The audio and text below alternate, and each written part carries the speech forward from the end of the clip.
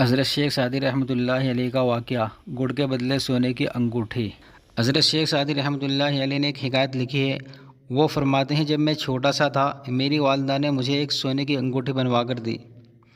میں انگوٹھی پہن کر باہر نکلا تو مجھے ایک ٹھگ مل گیا۔ اس کے پاس گڑ کی ڈلی تھی۔ اس نے مجھے اپنے پاس بلایا اور کہا، یہ چکھو۔ میں نے گڑ کو چکھا تو وہ میٹھا لگا۔ پھر وہ مجھ سے کہنے لگا، اب اپنی انگوٹھی چکھو۔ جب میں نے اپنی انگوٹھی چکھی تو مجھے کچھ لذت محسوس نہ ہوئی۔ وہ مجھ سے کہنے لگا، یہ بے لذت والی چیز مجھے دے دو اور لذت والی چیز لے لو۔ میں نے اس کی باتوں میں آ کر سونے کی انگوٹھی اس کو دے دی اور اس کے پاس سے گڑ کی ڈلی لے لی۔